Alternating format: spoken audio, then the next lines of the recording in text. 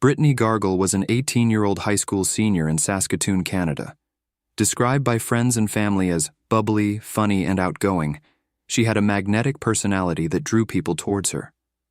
Despite facing personal challenges, including a mother struggling with addiction and an absent father, Brittany remained resilient. She lived with her grandmother, striving to balance her academic responsibilities with a part-time job.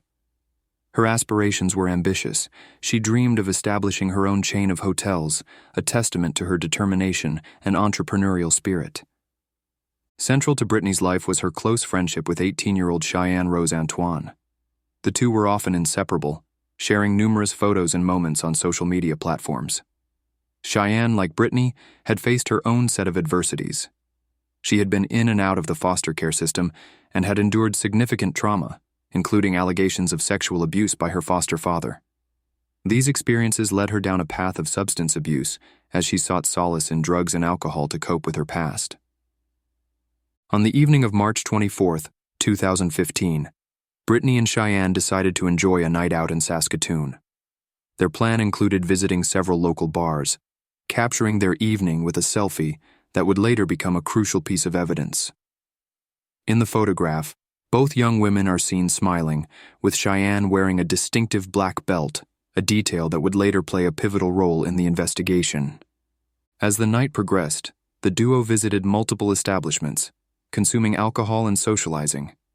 According to later statements, they eventually attended a house party.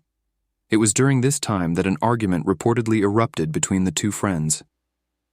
The exact cause of the dispute remains unclear, but it is believed that their intoxicated states exacerbated the situation. In the early hours of March 25, 2015, a passerby discovered Brittany's lifeless body on the side of Valley Road, near Cedar Villa Estates Road, on the outskirts of Saskatoon. She was found lying on her back, shoeless, with visible injuries consistent with strangulation. Notably, a black belt was located near her body, which investigators would later identify as the murder weapon. Initially, Brittany's identity was unknown. Authorities released images of her distinctive tattoos to the public, hoping someone could help identify her. Within days, she was identified, and the investigation into her death commenced in earnest. As detectives delved into Brittany's last known activities, they discovered that she had been with Cheyenne on the night of her death. When questioned, Cheyenne provided a narrative in which they had visited several bars and Brittany had left with an unidentified man. To bolster her story, Cheyenne posted a message on Brittany's Facebook page stating, "Where are you? Haven't heard from you. Hope you made it home safe." This attempt to deflect suspicion initially complicated the investigation. However, as investigators scrutinized social media, they uncovered the selfie taken on the night of March 24th. In the photo, Cheyenne was seen wearing a black belt, strikingly similar to the one found at the crime scene. This discovery, combined with inconsistencies in Cheyenne's statements, shifted the focus of the investigation towards her. Further probing revealed that Cheyenne had a history of substance abuse and had been involved in previous altercations while under the influence. Witnesses from the house party reported that the two friends had been arguing that night, adding weight to the theory that the altercation had turned fatal. After nearly 2 years of meticulous investigation, authorities arrested Cheyenne Antoine in March 2017, charging her with second-degree murder. Faced with the mounting evidence, including the incriminating selfie and witness testimonies, Cheyenne opted to plead guilty to the lesser charge of manslaughter. She admitted to strangling Brittany with the black belt, but claimed to have no recollection of the event, attributing her actions to her intoxicated state. In January 2018, the court sentenced Cheyenne to 7 years in prison. During the proceedings, she expressed profound remorse, stating, "I am very, very sorry. It shouldn't have ever happened." The defense highlighted Cheyenne's troubled upbringing and struggles with substance abuse, while the prosecution emphasized the severity of the crime and the loss of a young life. It was June 10, 1990. A calm summer morning at Birmingham Airport in England. British Airways Flight 5390 was scheduled for a short-haul journey to Malaga, Spain. The aircraft, a BAC-111, had safely carried thousands of passengers before, and nothing seemed out of the ordinary. At the controls were two highly experienced pilots, Captain Tim Lancaster, a skilled aviator with years of experience, was in command. Beside him sat First Officer Alistair Atchison, an equally competent pilot who would soon face one of the most terrifying situations imaginable.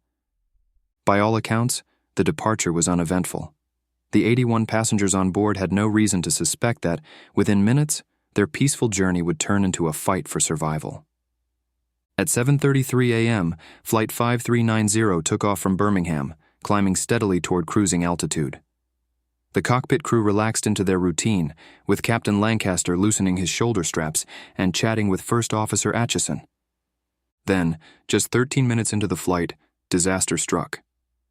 Without warning, a deafening explosion shattered the calm. The left cockpit window had blown out completely. A powerful rush of air filled the cabin, causing papers and loose objects to swirl violently. But what happened next was beyond belief. Captain Lancaster was immediately sucked out of the cockpit. The force of the decompression wrenched his body through the window, leaving only his legs caught on the flight controls. He was hanging outside the aircraft at 17,300 feet, with only the grip of his flight attendants keeping him from being lost to the sky. The situation was beyond dire. First Officer Atchison, now alone at the controls, struggled to regain control of the aircraft, while flight attendants clung desperately to Lancaster's body.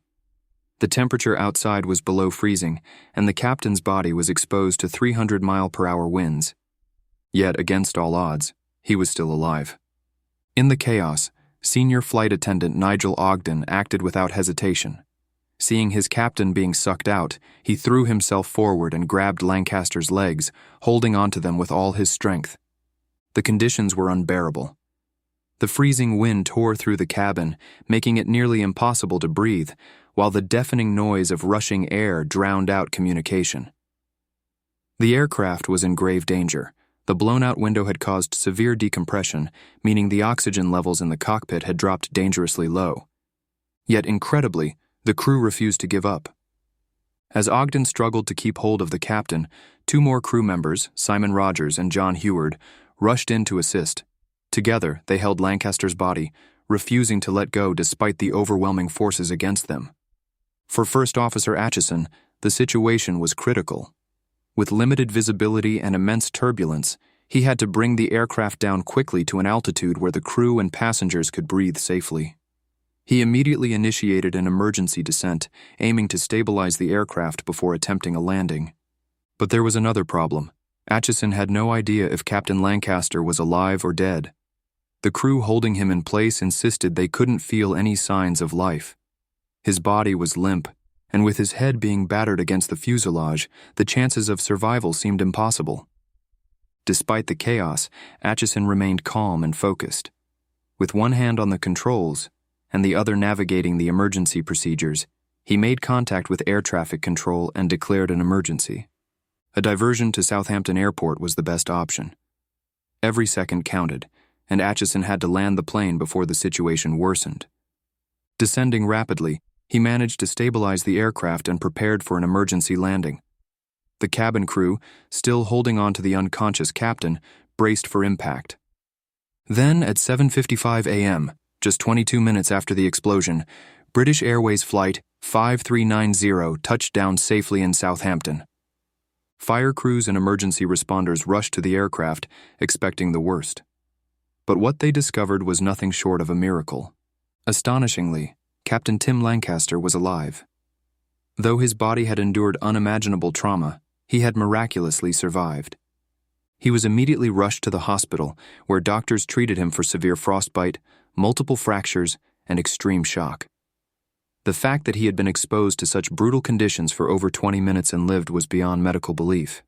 Even more remarkable, he eventually recovered and returned to flying just months later. The quick thinking of First Officer Atchison and the heroic actions of the cabin crew had saved not only Captain Lancaster's life, but also the lives of everyone on board. Following the incident, investigators from the UK's Air Accidents Investigation Branch, AAIB, launched an extensive inquiry into what caused the cockpit window to fail so catastrophically. What they found was shocking. The bolt securing the windshield had been improperly installed. The replacement windshield, fitted just 27 hours before the flight, used bolts that were too small for the frame. Captain Tim Lancaster's survival defied the odds, and First Officer Alistair Atchison's skill in landing the aircraft under extreme conditions earned him widespread recognition. The cabin crew's bravery in holding on to Lancaster for dear life showed an extraordinary level of courage. Today, aviation is safer than ever because of lessons learned from this flight. But the image of a pilot, sucked out of a cockpit window, clinging to life as his crew fought to save him, remains one of the most haunting and unforgettable moments in flight history.